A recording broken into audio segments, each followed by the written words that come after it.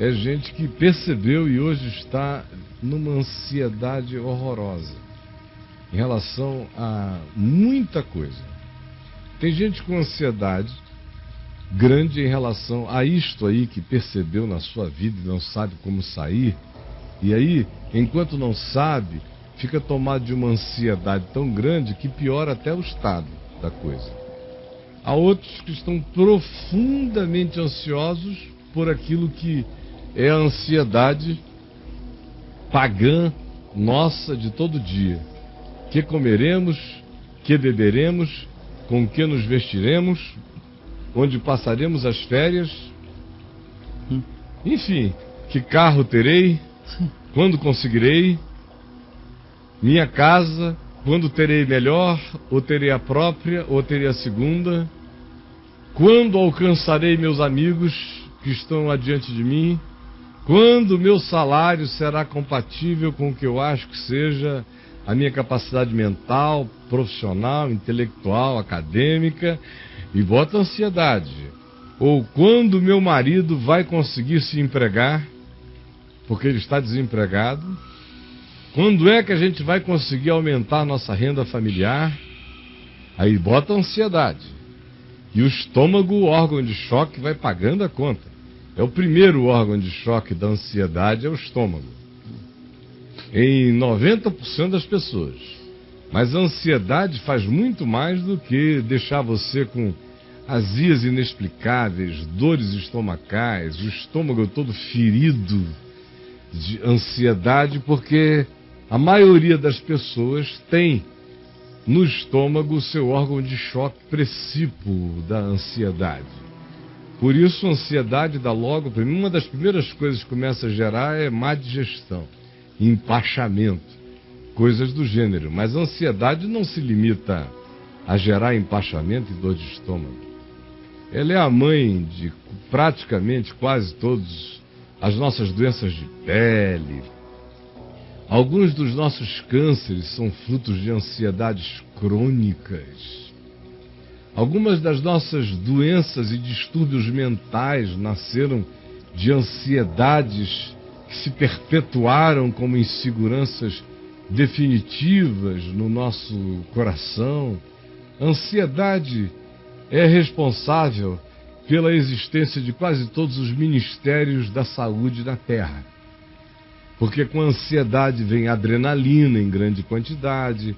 A adrenalina faz derrames mortais no nosso corpo, vai gerando desordens de natureza química que vão deixando nossas células completamente histéricas e baratinadas e excitadas e loucas, células querendo conexão de internet praticamente umas com as outras. Aí começam a surgir os agrupamentos cancerígenas, começam a surgir as sociedades criminais das nossas células, são os nossos cânceres. Começam a surgir os nossos capitalismos de células, que são essas células que querem sair se reproduzindo sozinhas, vão virando os tumores que nos matam ou que nos perturbam. O coração não aguenta tamanha descarga de adrenalina. E as outras desordens químicas que decorrem da ansiedade, os desequilíbrios mentais que vão surgindo, porque a química cerebral se desequilibra por causa da ansiedade do que ela produz, ela exacerba uma produção um tanto única de certas formas de química e o cérebro perde o equilíbrio, e a perda desse equilíbrio vai gerar distúrbios. A alma vai ser mal interpretada, o que vai se transformar em comportamento estranho. O comportamento estranho vai gerar interpretação diferente de terceiros, que vão nos olhar de uma certa forma, que vai fixar aí sim na nossa alma a impressão de que nós somos o que o nosso comportamento descontrolado manifestou. E aí fecha o ciclo, começa a retroalimentação. Gente, hoje eu acordei pensando, pela enésima vez na minha existência, sobre a razão pela qual Jesus disse: não andeis ansiosos de coisa alguma. É algo extremamente sério. Ele diz, você está vendo aí, se Deus veste assim a erva do campo que hoje existe e amanhã é lançada no forno, quanto mais a vós outros, homens de pequena fé. Voltem para mim. Tem muita gente que pensa que isso é um mandamento moral. Nenhum dos mandamentos de Jesus são morais. Todos os mandamentos de Jesus são éticos. Moral tem a ver com a horizontalidade dos acordos de uma sociedade. Por isso o nome é moral, porque vem de maioria. Moral é maioria, é o acordo da maioria.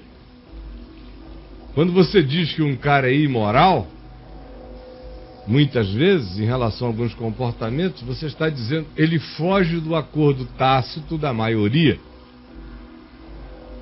Por isso, muitas vezes, já se chamou de imoral quem não estava fazendo nada aético. Ao contrário, muitas vezes, quando você faz certas coisas éticas, uma certa sociedade que tem um outro acordo chama você de imoral. Porque você está sendo ético. Para a sociedade de Jesus, de fariseus, moralistas, Jesus era imoral. Toda vez que ele era ético. O que é ser ético?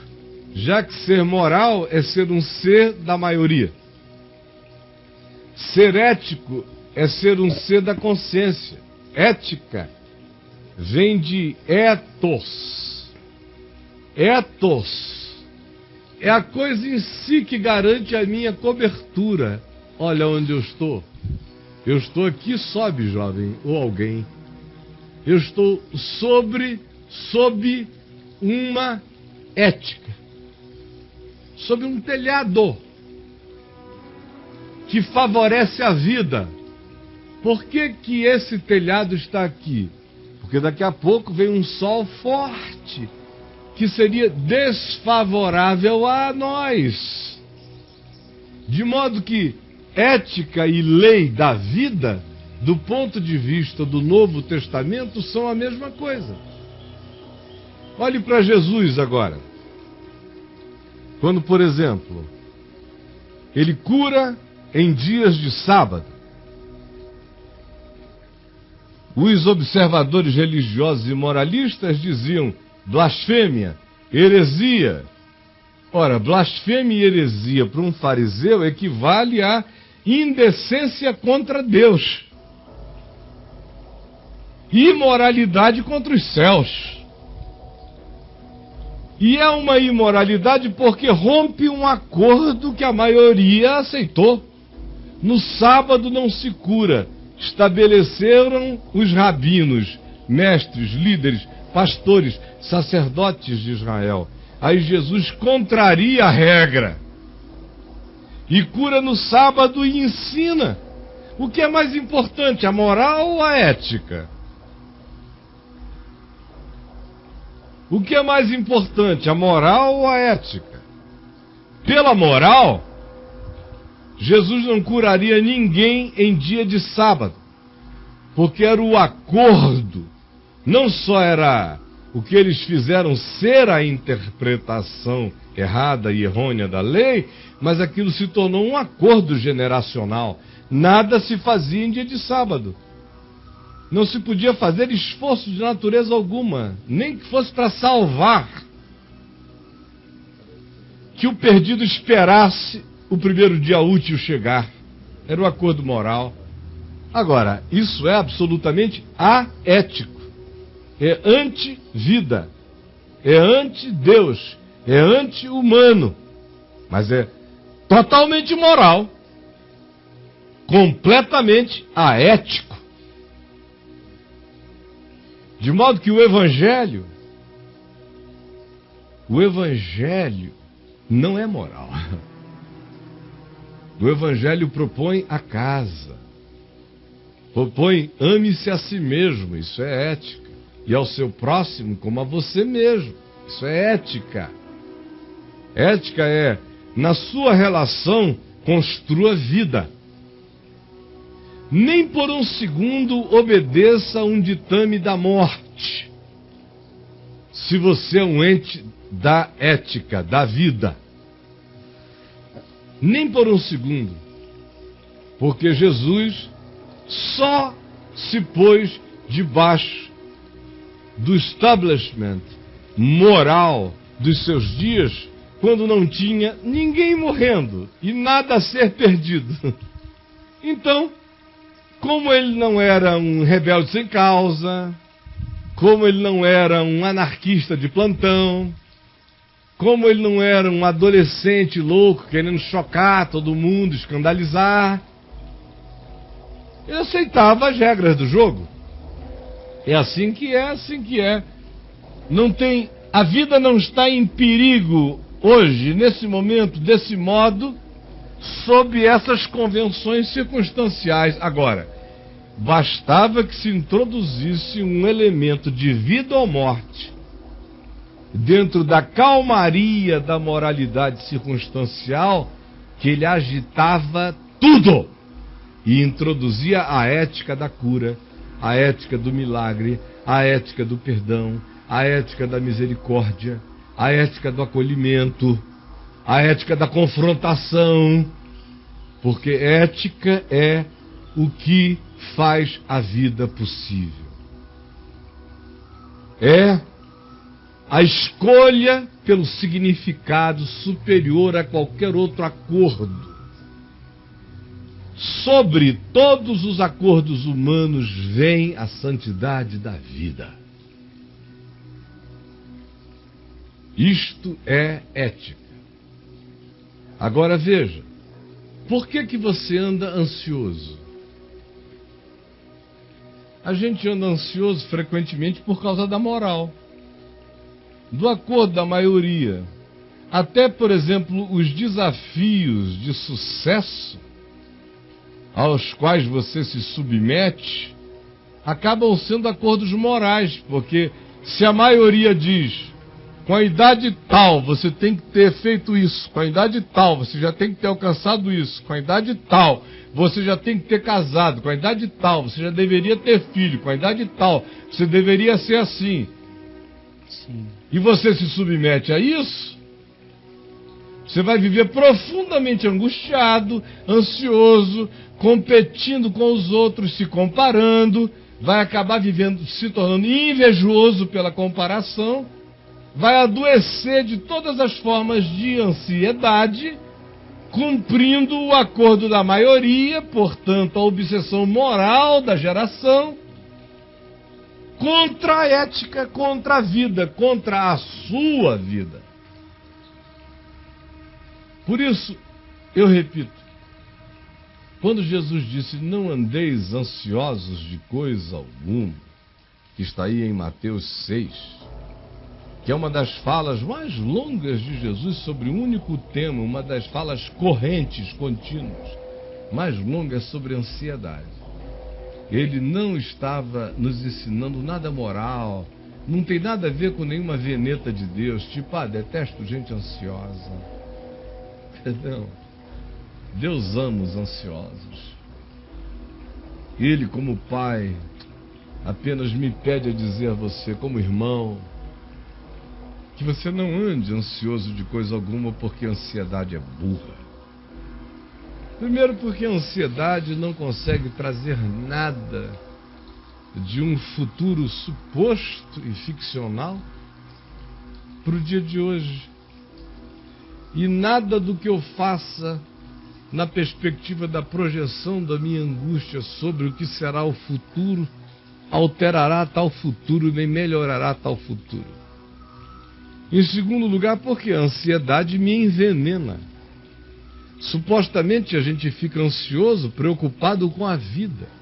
E é justamente a ansiedade que mais tem o poder de envenenar a minha vida e acabar com a vida que eu digo que quero preservar. Olha como é doido o processo. Porque eu quero preservar a minha vida, eu ando ansioso por causa dela. E porque eu ando ansioso por causa dela, eu a enveneno. Sim. E a enveneno de muitos modos.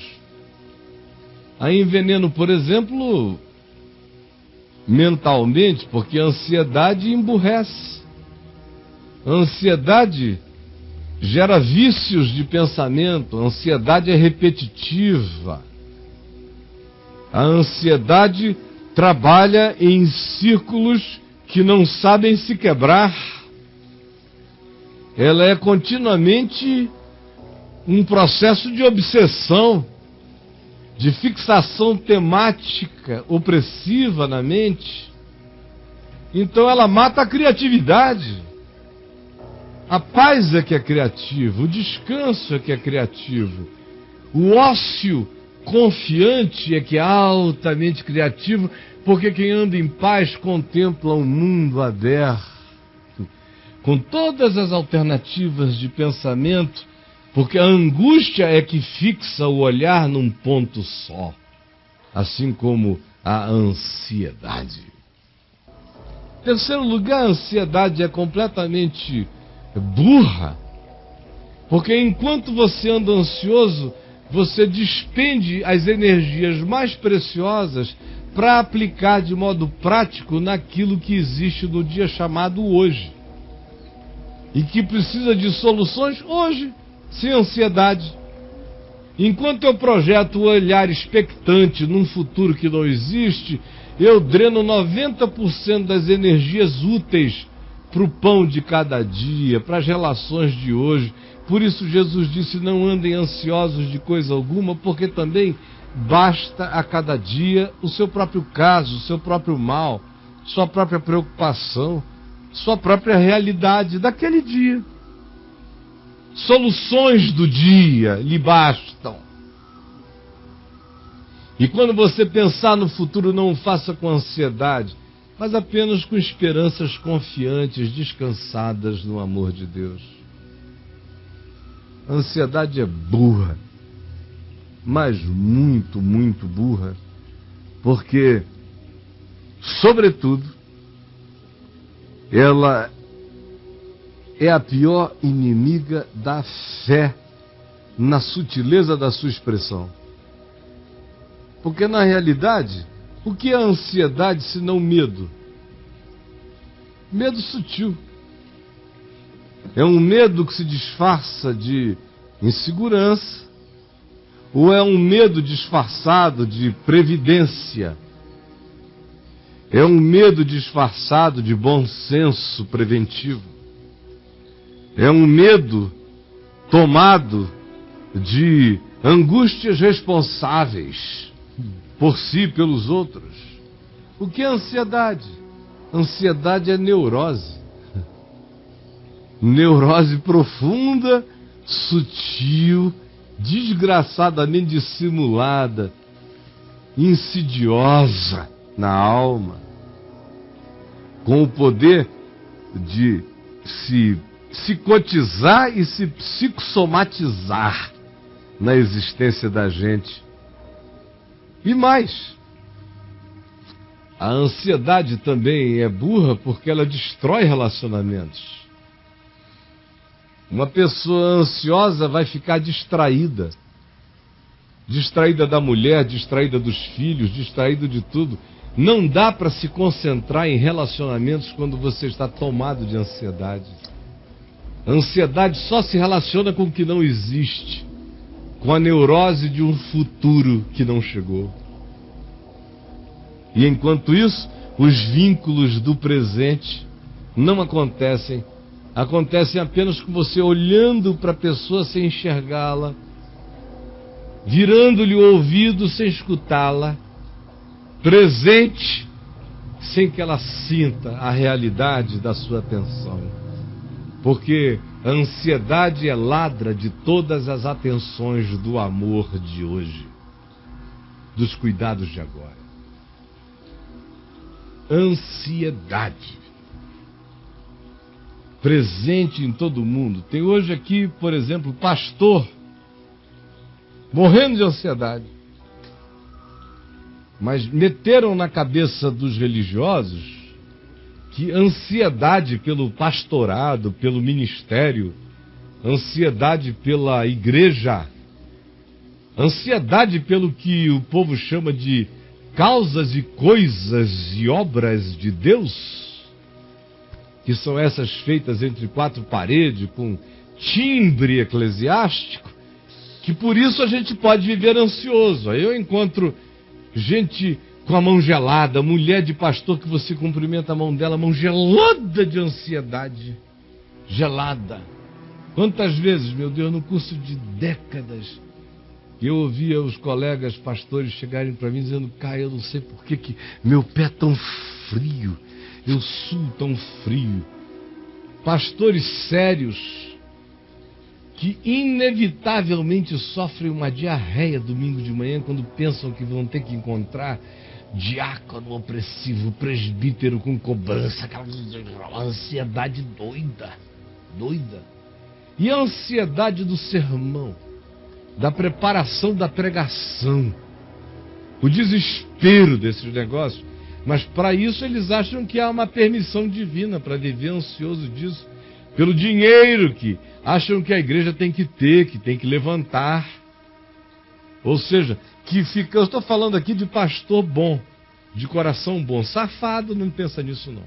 Mas pastor de coração bom fica pensando que é pecado ele ficar preocupado com o dinheiro pessoal dele, mas se ele morrer de preocupação pela grana que a igreja tem que levantar, está tudo bem, porque é a obra de Deus.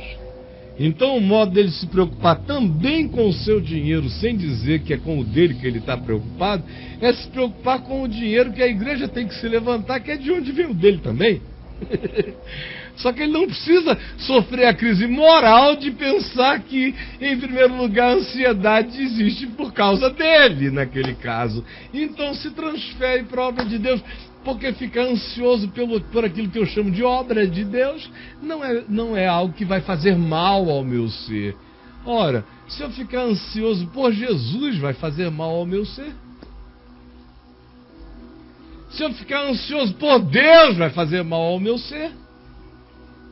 Eu nunca fui um cara ansioso. Nunca fui esse tipo de ansiedade. O que será? Dia da manhã. Meu Deus, eu passei até muito tempo da minha vida perguntando se eu era irresponsável ou se eu tinha aprendido de fato a confiança. Porque eu não consigo me afligir com 98% das coisas que desespera meio mundo. Não consigo.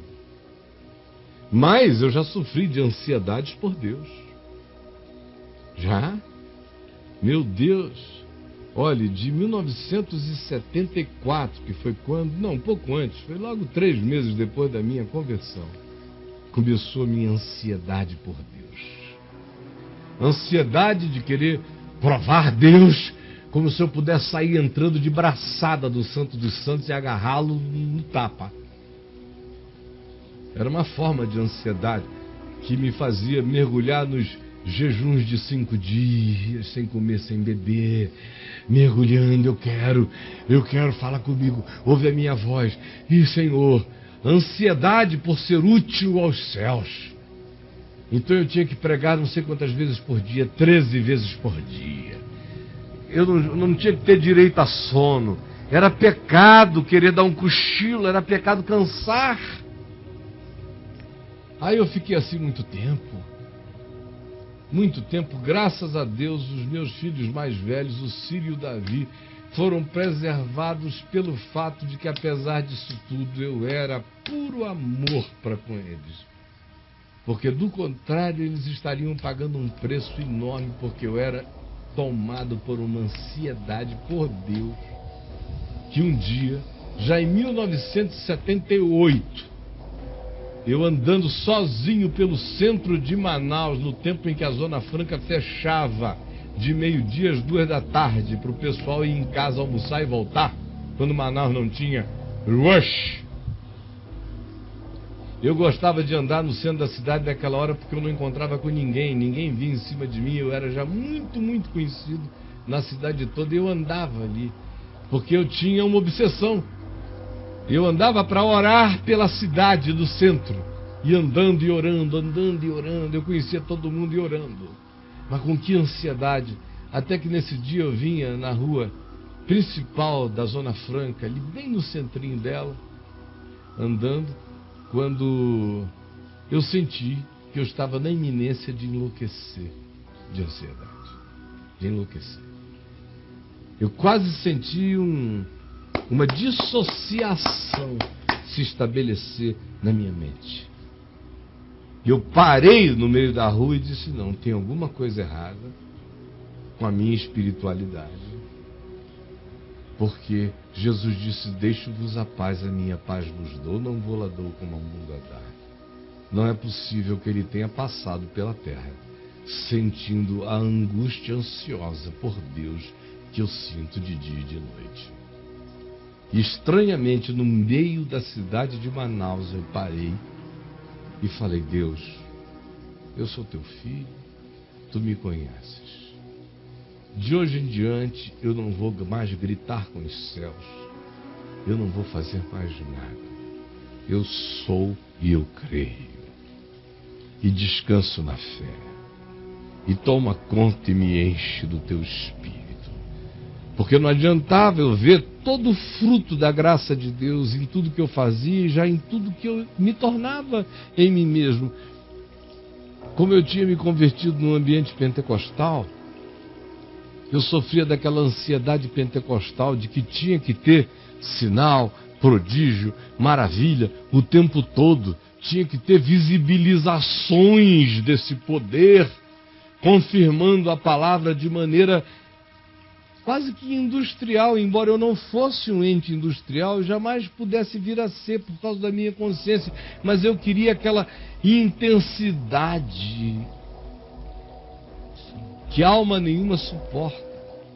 Prestem bem atenção, alma nenhuma suporta viver aquela intensidade ansiosa por Deus, por milagre. Você adoece do mesmo jeito. Meu pé estava gelado como Alasca. Minhas mãos frias, eu sou um cara quente, sempre fui. Mãos quentes, pés quentes.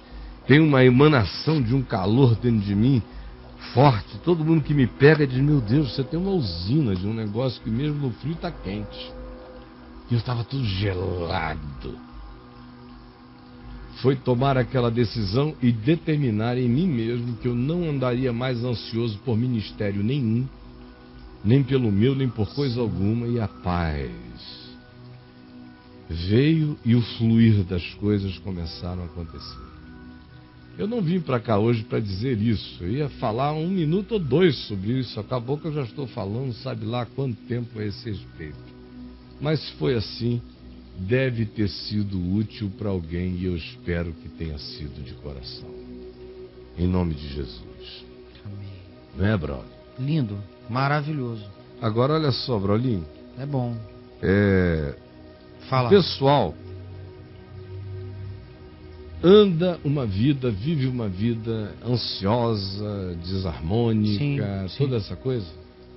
Depois tudo se encadeia para o mal e eles ficam achando que é Deus que está perseguindo, ou até que é o diabo. Quem anda ansioso, angustiado, preocupado, ainda que não ande maquinando o mal, só vai gerar elos e vínculos invisíveis da mesma natureza da ansiedade. Porque aquilo que o homem semear, isso ceifará. Ora, sobretudo é uma semeadura mental. Semeadura de olhar. A gente pensa que só semeia se for ali pegar uma faca e matar alguém. Ah, semeei assassinato. Ou se virar, for ali, se começar a se tornar promíscuo e todo mundo vir, está semeando o mal. Essas são as semeaduras do óbvio, são as idiotas. São as da idade da pedra, que até o Flintstone discerne. As grandes semeaduras são as do olhar. É o que eu planto com o meu olhar. É o que eu planto com o meu interpretar. Eu planto nos outros e planto antes em mim. Interpretação é plantio em mim. Interpretar é semear algo em você. Sempre. Sempre. Quem ensina isso é o Evangelho, não sou eu. Eu aprendi na palavra. Interpretar, julgar é introjetar aquela mesma semeadura em você. É a medida, é a qualidade, a natureza da coisa, você plantou em você. E vai crescer em você. Para matar você. As piores semeaduras são semeaduras de sentimentos. Não fala nada, eu não disse nada, não estou fazendo nada. Mas a questão não é isso, é que eu sei o que você está sentindo, o que você sente vibra. Dói até na minha pele a tua sensação. Eu vivo isso muitas vezes na vida, porque eu sinto pessoas mais do que aquilo que elas falam. E às vezes eu pergunto, tá tudo bem? O cara, tá tudo bem, mas até o meu cabelo, até o meu pelo está sentindo outra coisa. São semeaduras que ele está fazendo em mim, intencionalmente ou não, ou em todos, intencionalmente ou não, mas sobretudo e antes de tudo nele. Sim. E vai ceifar isso, vai colher isso.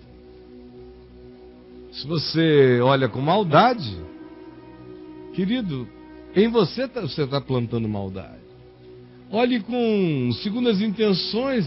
Segundas intenções serão a semeadura que darão o devido fruto em você. Elas se vincularão umas às outras a todas as demais segundas intenções, suas e as que não são suas, porque as segundas intenções se unem contra você que as iniciou. Olha isso. É chocante. Aí muito o cara doido. diz assim: Deus está perseguindo. Deus não persegue ninguém. Deus não persegue nem o diabo. É o diabo que se endiabra. É o diabo que faz mal a si mesmo. É o diabo que é o Satanás de si próprio. Alguém diz, é a ira de Deus que está sobre o cara. Não, é a tua burrice encadeada que produz isso, que o Velho Testamento e o Novo Testamento, na falta de outra palavra para designar o resultado da calamidade invisível, diz, foi ira de Deus. Mas não foi ira de Deus, foi a tua burrice em conexão, perseverante, insistente, perversa, maldosa, ansiosa, se conectando a todos os elos idênticos, conspirando contra ti, apenas porque você conspirou contra a vida. Conspire contra a vida e aquilo que você semear, isso você também ceifará. Não é porque anjos participaram, nem demônios participaram, é porque você criou o que para você voltou. Você semeou. E não é lei do karma. É a natureza simples das coisas. É a lei da verdade, é a lei da realidade, é a lei do sentido, é a lei da coerência, é a lei do ser, é a lei da existência. Por que você gostaria de poder semear espinhos e conseguir colher figos, como diz Jesus? Será impossível.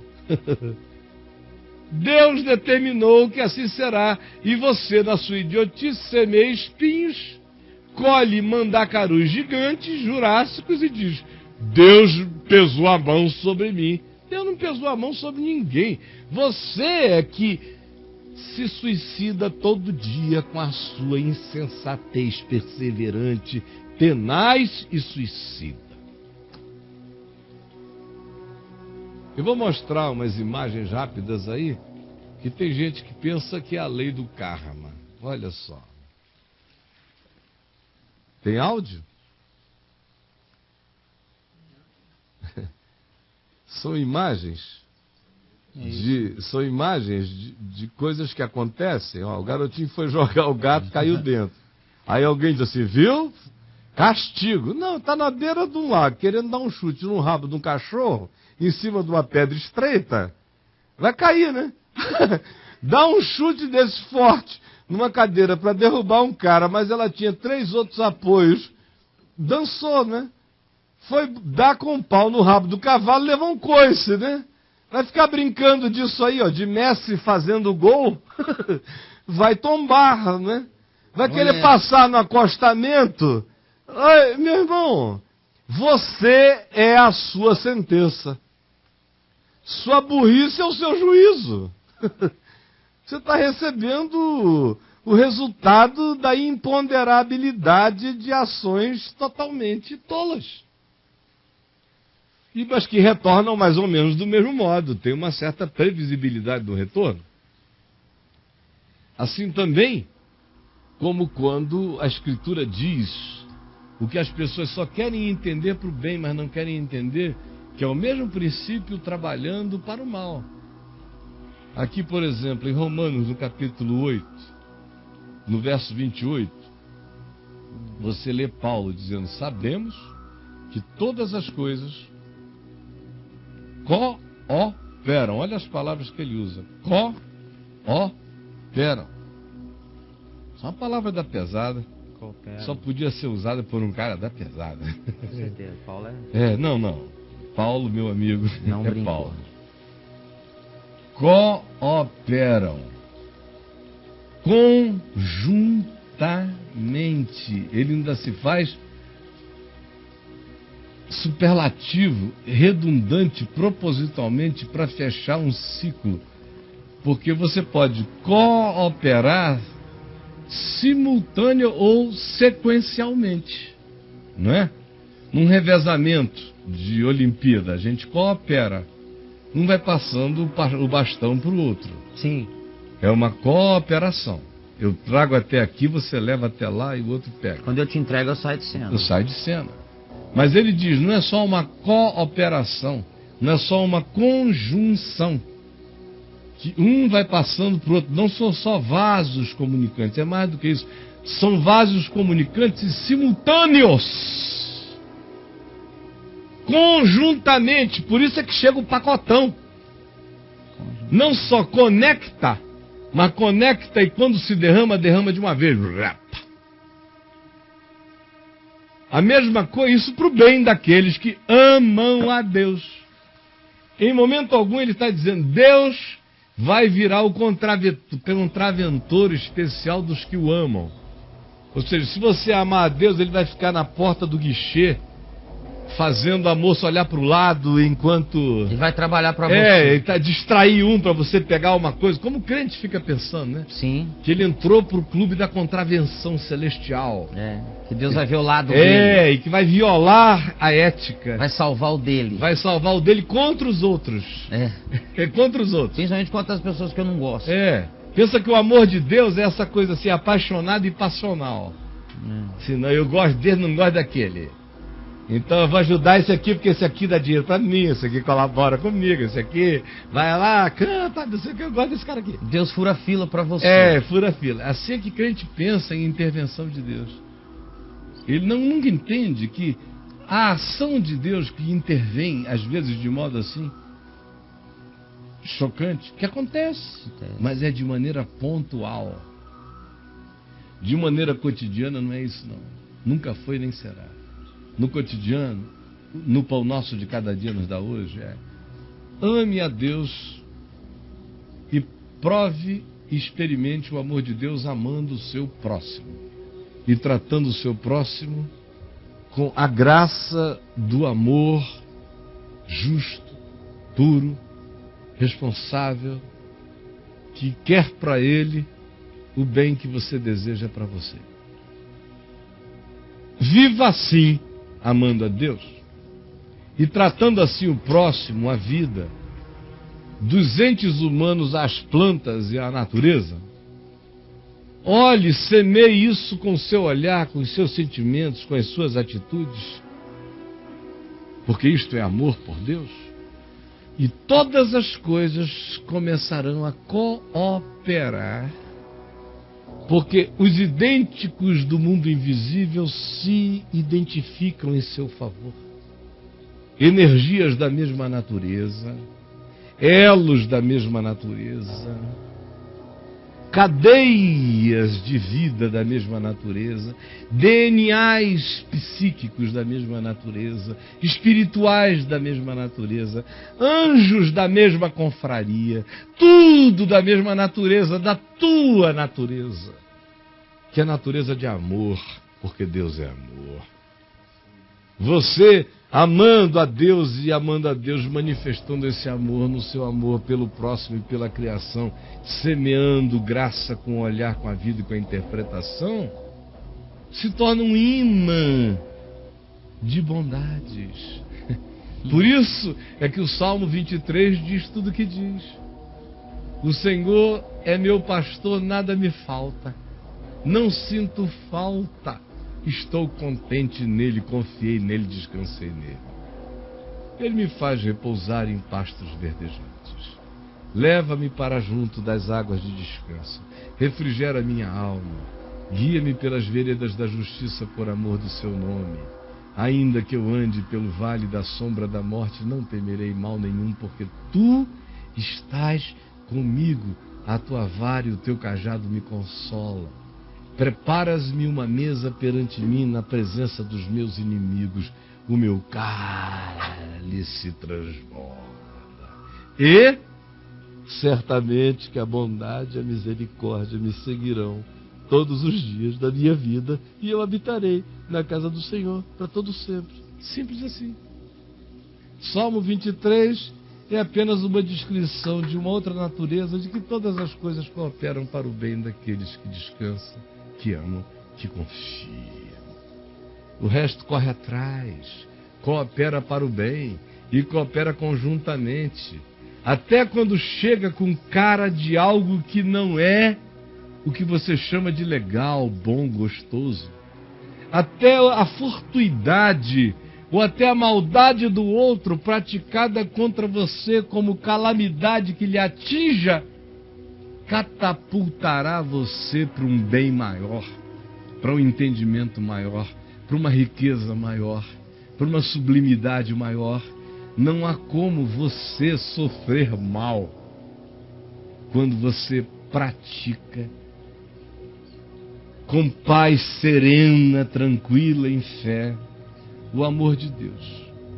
Expressão desse amor, amando meu irmão, amando os meus irmãos, amando a criação, semeando misericórdia, graça no meu olhar, no meu interpretar, no meu sentir, no meu existir. Não há como eu sofrer de nada que não me faça ficar melhor. O oposto é verdade também. É isso que crente não quer entender, menos ainda.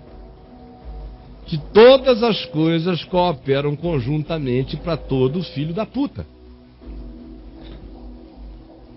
É, ficaram escandalizados ali, né? Estou falando tão vernacularmente calmo, mas foi a melhor expressão que eu encontrei. Todas as coisas cooperam conjuntamente para todo sacana, todo perverso, todo maldoso, todo maquinador, todo egoísta, todo narcisista, todo doente com um rei na barriga, que só enxerga o próprio umbigo, que só pensa em si mesmo. Todas as coisas cooperam para o mal, não para o bem, claro, de todos os arrogantes, de todos os soberbos, assim como cooperam para o mal de todo aquele que vive ansioso, angustiado, expectante, grávido de cobiças. Todas as coisas cooperarão para o mal. A pele vai ficar doente, o cérebro vai se desgovernar, o corpo vai adoecer, a alma vai se fragilizar, os vínculos vão se deteriorar, os negócios vão receber dele tanta atenção que a mulher dele vai se sentir desamada e os filhos dele vão fugir dele. E quem sabe, só Deus sabe o que acontecerá. Na realidade, o que a gente chama de mistério da existência só é mistério para quem quer explicação tópica para cada coisa, mas para quem entendeu a arquitetura ampla da existência, não tem mais nada misterioso. Nada misterioso, brother. Está tudo revelado. O que meu Pai me deu a conhecer, isso vos tenho dito, disse Jesus. A gente é que não tem querido aprender o significado amplo do entendimento que cura mente, cura alma, cura espírito, cura relações, cura vínculos e faz da gente um ente curador, um ente sal, um ente luz, um ente bálsamo de Gileade, um ente bondade terapêutica de Deus aplicada na vida, porque não deixa de fluir como graça que primeiro cura você todo dia e se transfere para os outros, porque saúde gera saúde e doença gera doença. Agora, quando esse povo entenderá, só o Senhor sabe, meu amigo. Porque eu vou te dizer, olha só, quer ver uma outra manifestação? Manda. Mostra aí o cara que dá um chute querendo acertar a bunda do amigo. De um amigo lá. É fogo amigo. Friendly fire. Fogo amigo, cara. Friendly fire. Aí o cara tá planejando o amigo, olha lá. Planejando, vai dar um chutão. Pá! Oh! Nossa! Olha lá. Tinha em pé, havia em pé, se fosse o evangelho, narraria assim. Ora, naqueles dias, Manassés decidiu dar um chute na bunda de Efraim.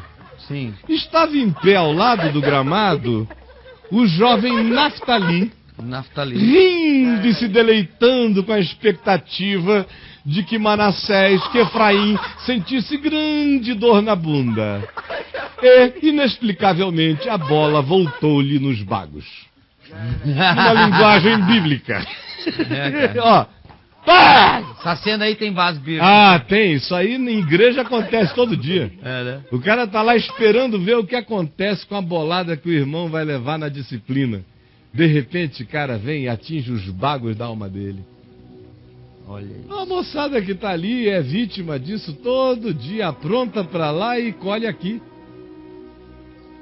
Quanta gente já veio aqui nesse papo de graça, dizendo que todos os males do mundo que queria sobre mim vieram sobre ele não sabia nem porquê.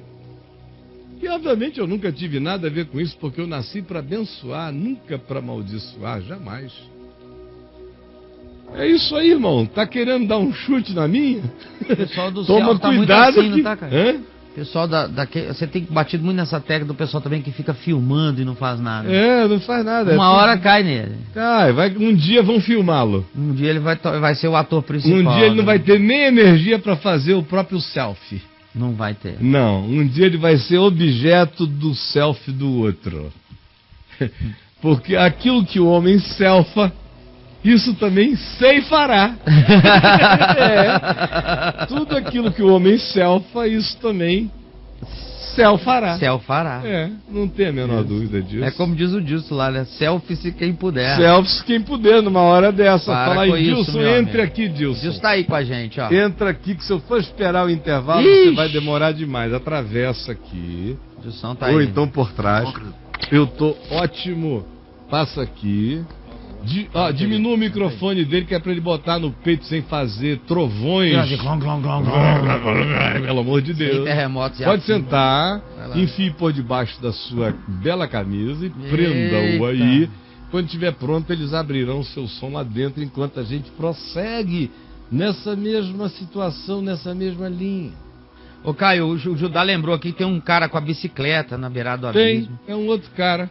Que é um outro que tá nessa alguém linha. Alguém chega e diz assim, que azar! Que azar!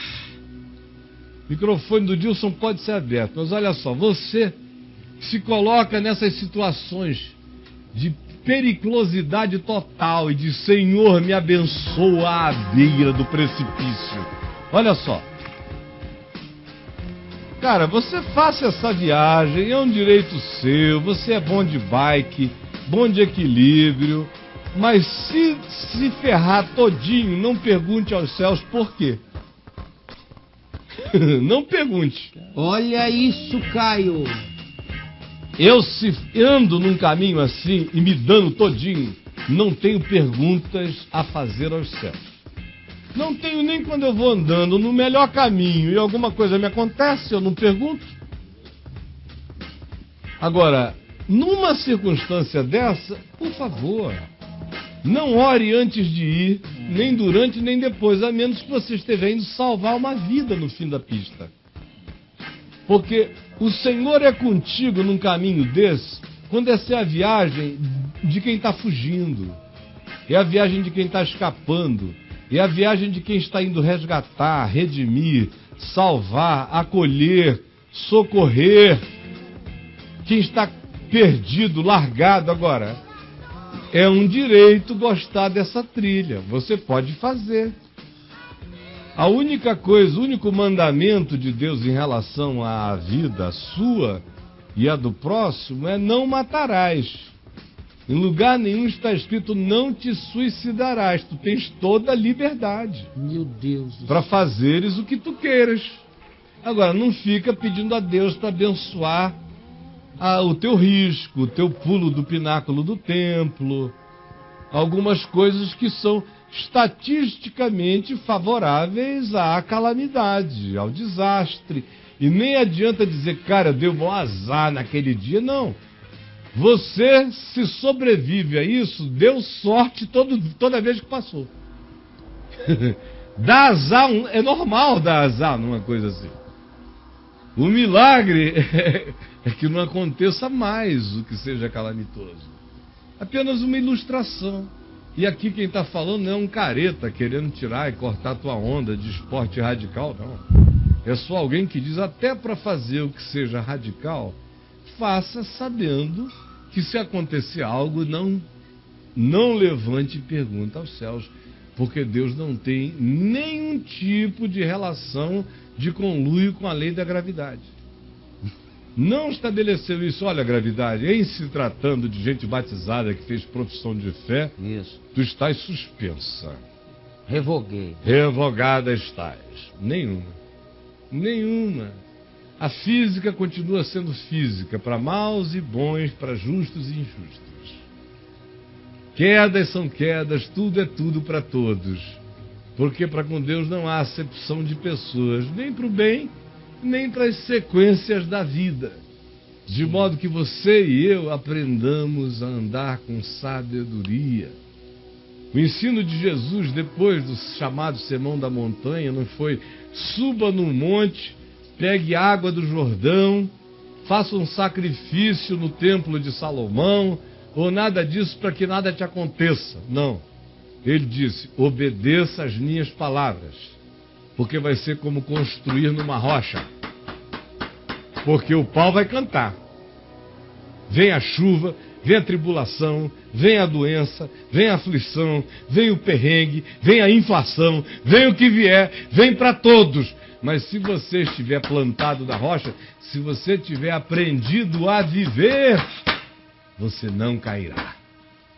Agora, vá acreditar em mágica, mesmo que seja em nome de Jesus, mágica em nome de Deus, é construir a casa na areia. A mãe fica com câncer, você perde a fé. O pai perde a perna, você diz, meu Deus, o que houve? Seu filho, você ficou grávida e o neném não nasceu, abortou de 5 meses. Ah, os céus se fecharam para mim. Para com isso. Gente boa de Deus perde filho com 5 meses de idade, perde com 1 ano, perde com 22, com 21, com 19, com 54. Meu Deus, é a vida. Quando é que a gente vai aprender a tirar proveito? Como é que eu tiro proveito do inevitável? É a pergunta. Se tudo isso é inevitável, como eu aproveito o inevitável? Jesus diz, me ame. E trate a tudo e a todos com amor, fé e confiança. E o inevitável trabalhará em seu favor. E no que depender de você, realize tudo aquilo que de bom seja realizável. E o que esteja para além da sua alçada e seja bom, espere com boa esperança. E o que seja casuístico e inevitável, não perca a confiança, não desanime por causa do que doeu, continue a fazer o bem e o inevitável trabalhará em seu favor. Cooperará conjuntamente com uma química e uma arquitetura multissupraquântica para o bem de todo aquele que ama. Porque o que a palavra de Deus diz é que a fé opera pelo amor. Não adianta nem você dizer, eu sou cheio de fé. Lembra de Paulo dizendo em 1 Coríntios 13? O que me adianta ter fé a ponto de remover montanhas? Porque se eu não tiver amor, nada disso me aproveitará. Nem a fé sem amor me aproveita. A fé de Jesus, a fé do Evangelho, opera pelo amor. Fé sem amor acaba se transformando em surto de onipotência humana. O que salva a minha fé de se transformar num surto de onipotência é o amor. Sem amor, até a fé faz mal. Sem amor, tudo faz mal. Sem amor, nada aproveita. Gente, me chamem de herege. Sem amor, a Bíblia faz mal. Sem amor, todos os cultos fazem mal. Sem amor, toda oferta é arrogância. Sem amor, toda oração é paganismo mágico. Sem amor, nada, absolutamente nada aproveita.